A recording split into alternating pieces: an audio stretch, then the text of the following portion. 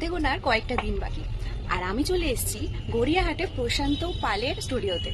আর কুমারটুলি তো অনেক গেছি, ওখানে জ্যান্ত দুর্গাও দেখেছি, কিন্তু এখানে তুলির কাজ, মাটির কাজ যাকে বলে, সেটাই আজকে দেখবো। ব্যানার আর টিনের চাল দিয়ে স্টুডিওটা তৈরি করা, আর ভেতরে চলে গেলে পুরো মনে হচ্ছে যেন একটা স্বর্গ রাজ্যে চলে এসেছি।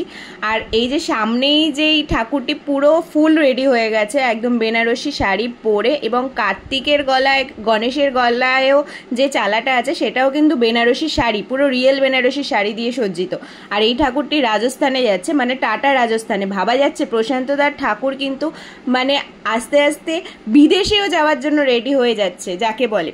আর এই ঠাকুরটি দেখো, পায়ে আলতা, নূপুর, আর শাড়ির আঁচল লালপে সাদা শাড়ি, কলকা, আর পদ্মের ওপরে বসে আছে স্নিগ্ধ মা দুর্গা, যেখানে উগ্র মূর্তি আমরা দেখি, যেখানে এআই আমরা দেখি, কত সজ্জিত ঠাকুর আমরা দেখি, কিন্তু এখানে একদম স্নিগ্ধ রূপ। হাতে দেখো পুরো একদম একটা শাঁখ নিয়ে তৈরি করা, ইভেন কি হাতে শাখা পলা, চুলটাও কিন্তু পুরো মাটির, মায়ের কিন্তু চুলটাও পুরো মাটি। আর এখানে যে ঠাকুরটি বেনারসি পরে, গয়না পরে ফুল রেডি হয়ে গেছে।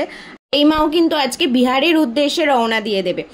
আর এখানে দেখো এই ছোট্ট একটি মা যাকে বলে, যেখানে আমরা এআই ঠাকুর পর্যন্ত দেখতে পাচ্ছি কুমোরটুলিতে গিয়ে। আর এখানে কিন্তু প্রশান্তদার স্টুডিওতে কিন্তু সাবেকি টাচ, সাবেকি মায়েরই ভর্তি, আর যেটা আমাদের কিন্তু ছোটবেলা থেকেই এটা আমরা দেখে আসছি।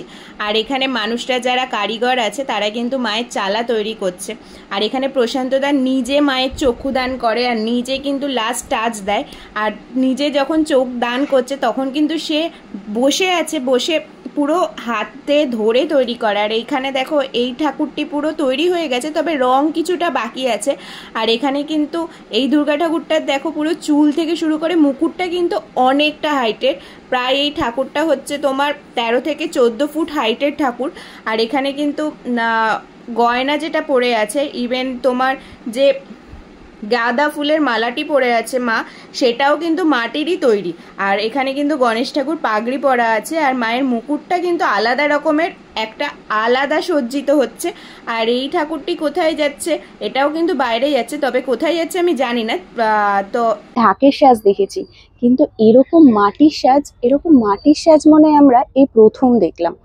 কারণ আমরা যতবারই গেছি কুমোরটুলিতে, আমাদেরকে দিয়েছে দেখতে, কিন্তু এতটা নিখুঁতভাবে, এতটা সুন্দরভাবে আমরা হয়তো কখনো দেখিনি। আর এখানে দেখো ঠাকুরটি কিন্তু প্রত্যেকটা ঠাকুরই একটা থিমের ওপরে তৈরি করা, মাথায় কলসি নেওয়া, আর মায়ের চুল কিন্তু এক পাশে পুরো বেনুনি করা, পুরো রাজস্থানী স্টাইলের।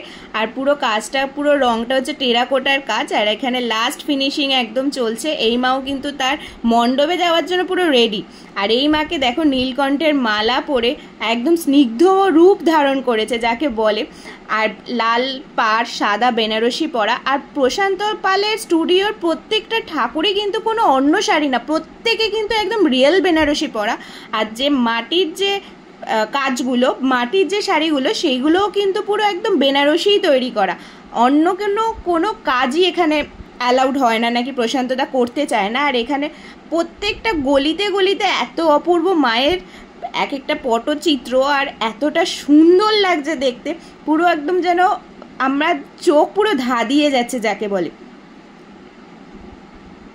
আর এখানে দেখো মা কিন্তু পুরো গোল্ডেন টাচ দেওয়া, হাতে পুরো দেহে তার বস্ত্রেও পুরো গোল্ডেন টাচ দেওয়া, একদম লাস্ট ফিনিশিং বাকি আছে যাকে দেখছি। আর প্রশান্তদা এখানে নবদুর্গা চোখ আঁকছে, আর নবদুর্গা একদম রেডি, তোমাদের বলে দিলাম। আর সেদিনকেই নবদুর্গা একদম তার